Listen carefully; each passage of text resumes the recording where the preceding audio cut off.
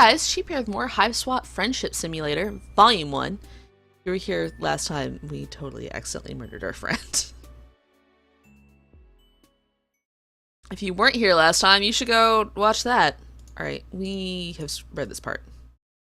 In the hunt for friendship. I'm so sorry, dude. Okay, let's talk to our Dada. Yes, someone is approaching. A strange, gray-skinned alien clad in blue. Perhaps they will make for a good friend. Dear God. Just what are you supposed to be? For music, though. Your stammering reply eventually conveys that you are a lost traveler who is hungry and probably in need of some medical treatment. You're also really lonely and wouldn't mind making a new friend right about now. Oh. Oh my.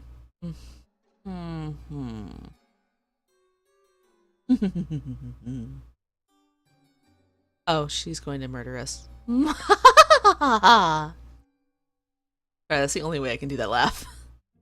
Oh, how funny this is. How very droll. You want to be my friend?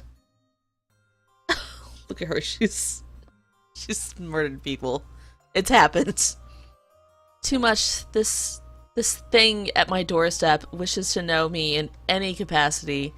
The hilarity somehow escapes my ability to capture with maniacal laughter. How rare. You apologize for your presumptuous request. In your head, turning around and begin to walk away. And just, what the fuck do you think you're doing? Who invited you to leave? Stop in your tracks obediently and turn and face her again.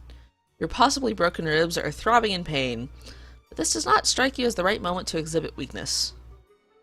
It dawns on me that we may have gotten off to the wrong saunter pod? Okay. Where are my manners? Ghastly behavior on my part. After all, it isn't your fault you seem to be some sort of hideous freak, is it? Such a tragic creature could not be held responsible for such a devastating shortfall of social competence. She looks so bored and vampire. I don't know why. I'm very concerned about this route.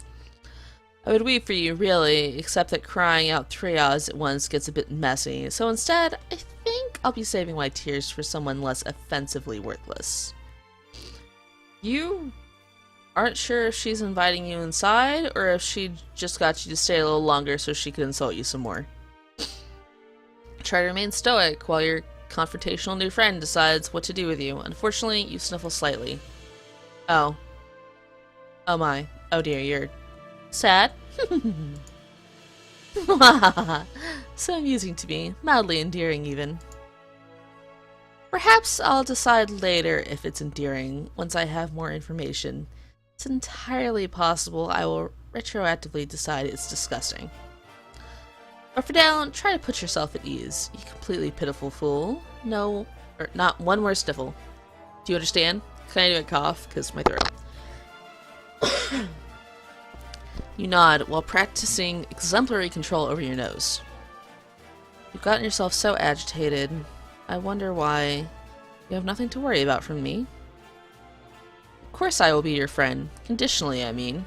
There is a chance the designation will be formalized if you behave in ways that I approve of. Starting now. Aw, she winked at us. Let's call it a friendship in progress. Agreed? Her nails are so cute. Your heart swells. This is what you've been waiting for. A new friend! Oh gosh! All you have to do is try not fuck anything up at all. Possibly for many hours. Oh, it's gonna happen. Come into my hive. This way. After me. You look like you could use nourishment. I don't know what it is that whatever you are eats, generally, but it doesn't matter. You'll eat whatever it is I have on hand. I tell you to. How does that sound? How does it sound? Yeah, we'll do whatever you say. Sounds good, I'll do whatever you say. Obviously it sounds good. You will definitely enjoy it. Enjoy everything I provide you with and tell you to do. I can't imagine any sort of negativity or disagreement coming from one of my friends. I will assume that we share this philosophy that it comes to friendship. You say, oh yes, absolutely. You nod as enthusiastically as you can without aggravating your broken ribs. Consider giving her a thumbs up as well, until you realize one of your arms is probably broken too. Try to make sure she doesn't notice, though. It would probably leave a bad impression. Come with me, there's something I need your help with. Lady, your kitchen is very bloody. Like, that's 1, 2, 3, 4. Yeah, at least 4 colors of blood. I'm not sure what color that one is, but it's probably blood. That's all definitely. What? Ma'am. Follow her into your hive, and it's a bit gloomy in here. You suppose she's going to fix you something to eat soon, as promised. Pass her kitchen and out the other side to another room? Okay, you guessed dinner can wait. This way, try to not let any of your broken limbs slow you down. Good friend wouldn't allow such trifling physical ailments cause me any inconvenience. Oh, so you guess she does know you're injured. Fair enough. You hobble a little faster. Though another door into the much darker room. And now, down a flight of stairs. She's going to kill us. It's hard to see. There are torches along the wall ahead. A monstrous noise rumbles below. She's feeding us to her loses. Don't mind her. She's just hungry. She's always hungry, though. What's that? You're hungry too? I have not forgotten. What sort of piece of shit friend do you take me for? You didn't remind her that you're hungry. You thought it, though. Can she read your mind? I hope not. That's a bit awkward, making this friendship in progress a bit... that's going to make this friendship in progress a bit awkward. Here we are. This is where you will be most useful to me as a friend. Oh, she's got like a little photo room!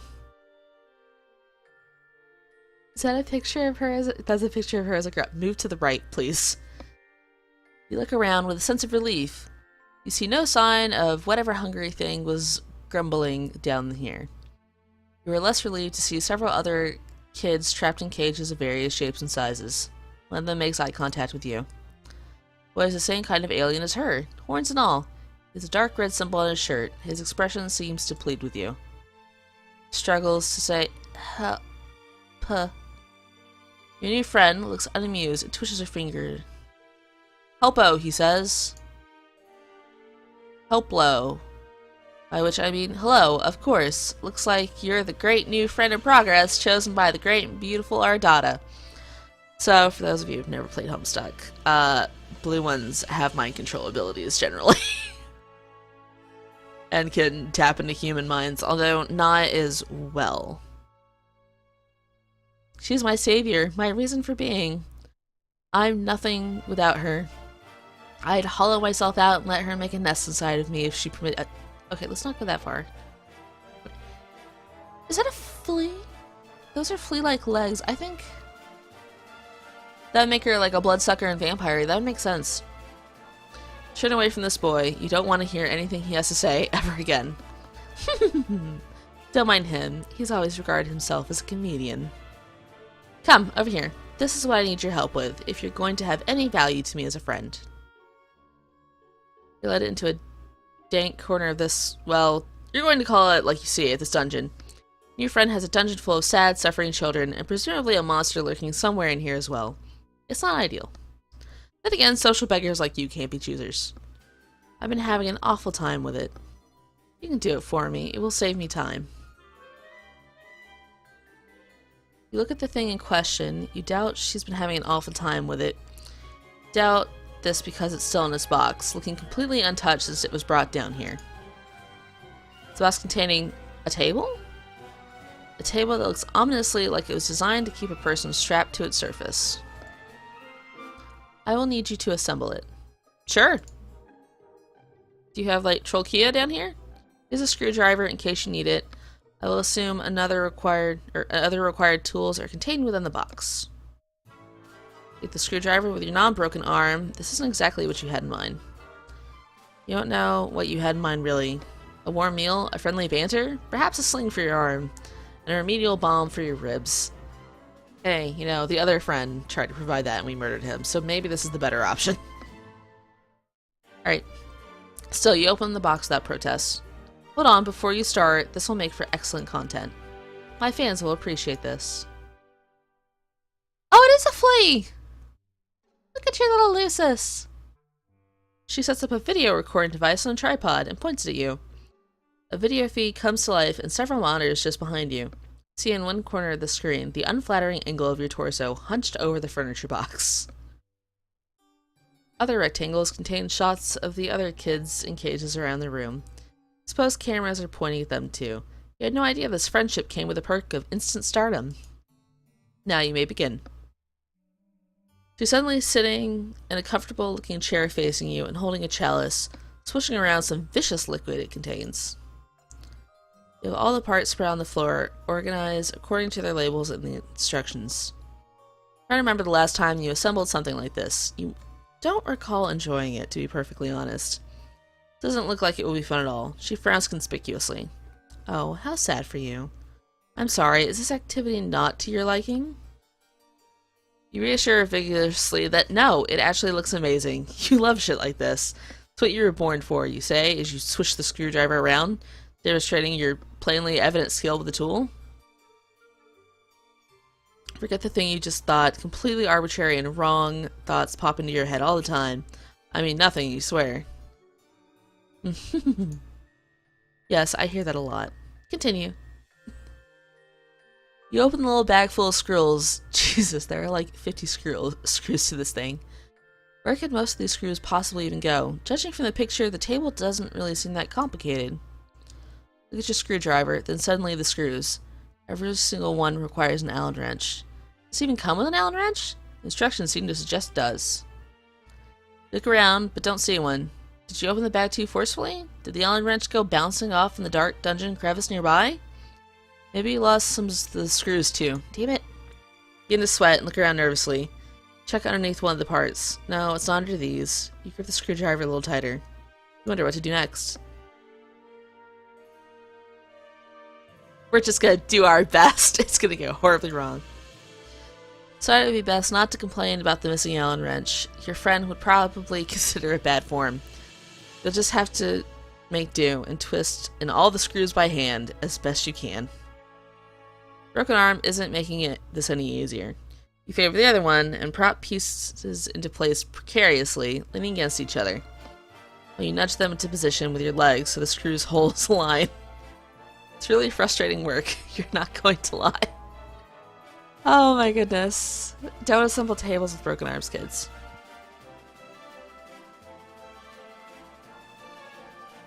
As you're twisting in the first screw, the grooves slip and the screw gets stuck. You've already turned it too tight. Now it's hard to get out. Twist and reverse harder. Your fingernails slip and the table pieces start to slide. They're going to fall! You reach to catch them, but it's too late. The heavier piece tips over and slams you in the broken ribs on its way into the floor. Hits the floor with a bang. The stuck screw pops out and goes bouncing 10 or 15 feet away, settling deep underneath a piece of dungeon furniture. God, you're probably going to need to get that. You hear a light chuckle. Good! Good. Takes another sip from her chalice and settles even more comfortably into her chair. Is she enjoying this? You think she's enjoying watching you struggle to put this stupid thing together. Maybe a little too much.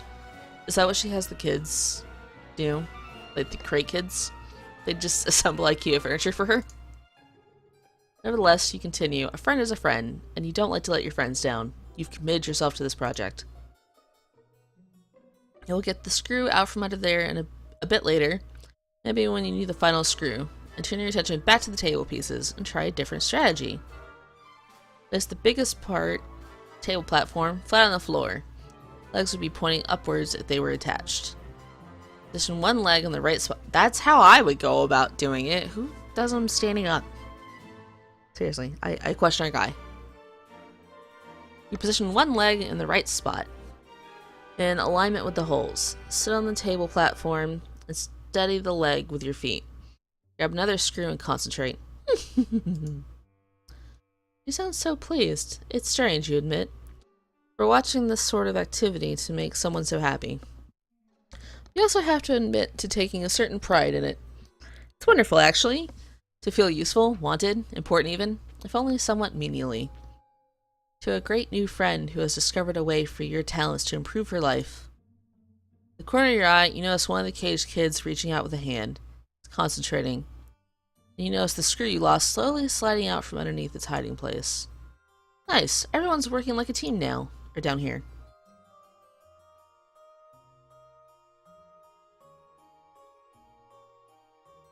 Huh. Our dad does not look at the kid, but sneers a bit. She reaches towards him, and he appears to have trouble breathing. After a moment, you notice the screw slowly slides back under the thing. She releases him from his breathing problems, resumes her pleasant expression, and takes another sip from her chalice. You guessed that was against the rules? You decide to make a note of it. Your friend runs a tight ship around here. You respect that. I respect it. It's gonna be the crappiest table. About an hour later, you have all 4 legs on, plus some other accoutrements. I can read that word. I swear I can't. Accoutrements attached. You wrestle mightily with the thing to get it upright, using your only good arm. Seems she may have forgotten about the final screw. Yet the table needs it. You decide you won't bring it up if she won't. Give it a test. It's probably wobbly since you were only able to tighten the screws with your bare fingers. But again, she doesn't seem to mind. She reclines and has a look on her face which makes her appear absolutely enamored of your handiwork. Yeah, I'm gonna take a drink myself and see if that helps with reading.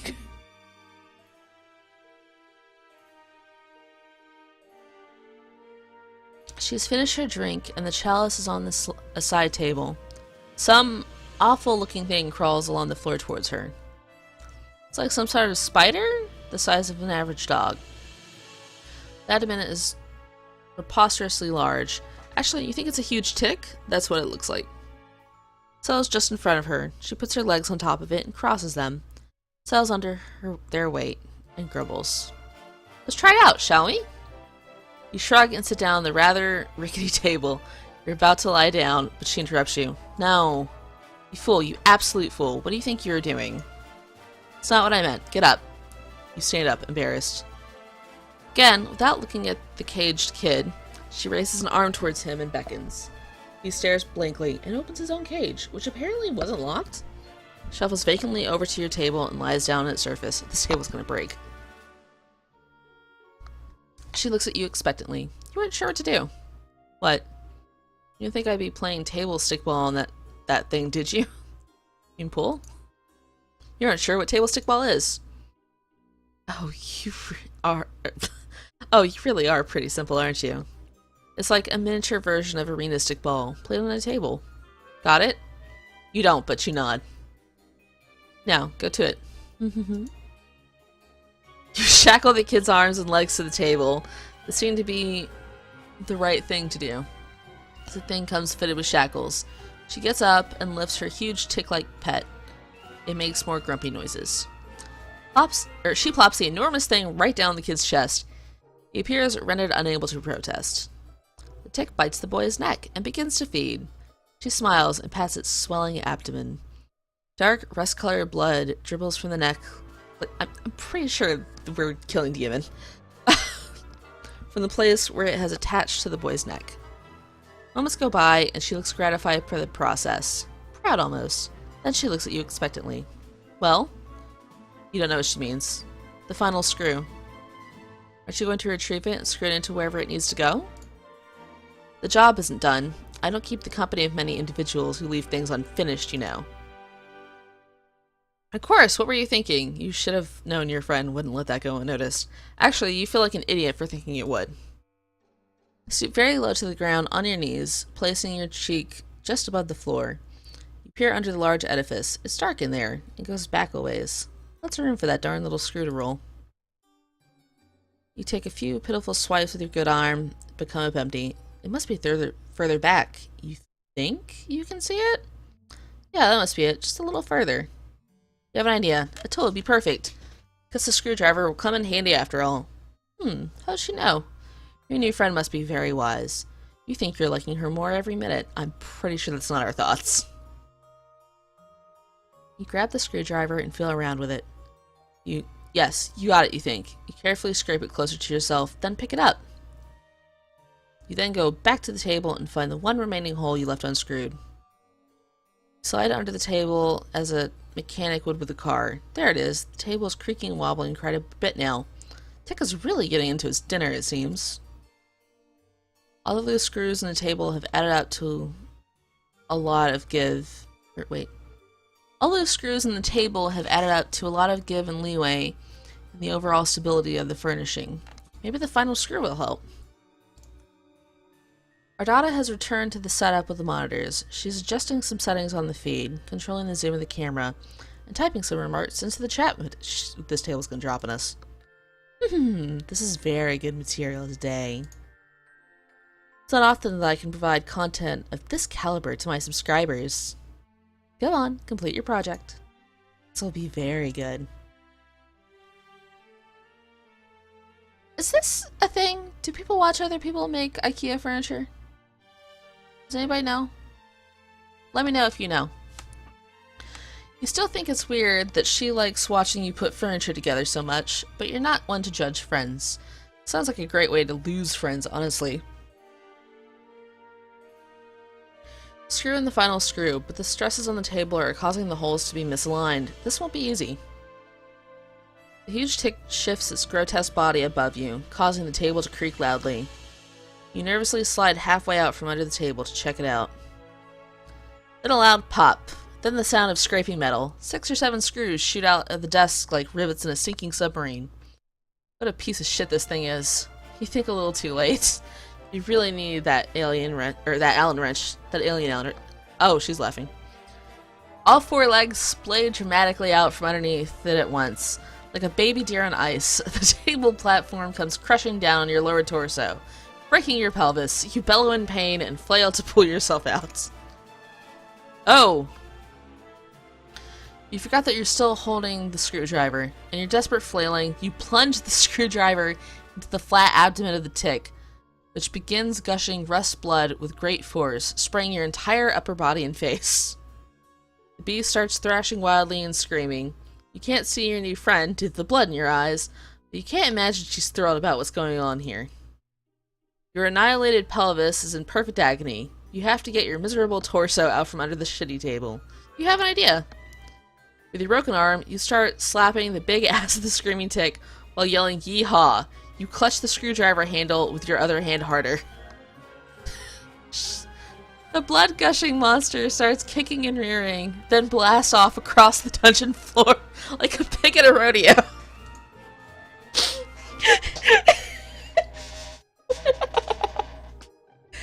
You hold on for dear life, still blind, but your plan works. You've been pulled out from under the tomb you've spent the last hour constructing for yourself. Your pelvis is in ruins, but at least you're free now and riding like the winds. As you and the blood-spewing tick go tearing around the room, crashing into stuff, you hear a boy crying. You guess Ardata became distracted enough by your foolish display to cease her paralyzing methods on him. Or maybe distracted is the wrong word. Maybe she's disappointed in by your foolishness? Oh god, you might be blowing it right. Really? You think we're blowing it? Nah, we're fine. We're solid. Tick swerves suddenly and starts running up the stairs. Ow, ow, ow. Your brittle pelvis fills every step on the way. It careens through the rest of the hive, crashing through the front door, and comes to a sudden halt. You're catapulted violently over its backside and sail 50 yards through the air. I think we died. You land on your ass and wipe the blood from your eyes. Oh, this is embarrassing. But everyone makes mistakes, right? You can still salvage this friendship. You know you can. You turn back to look at her hive. Ardata is standing in her doorway with a furious look on her face. She's flipping you off. You will not be my friend. We've been rejected. We tried. So we've had rejection and murder. That sounds about right for my attempts at making friends. Alright, eventually they will come out with even more friends for us to make. And I will play this more then. Bye!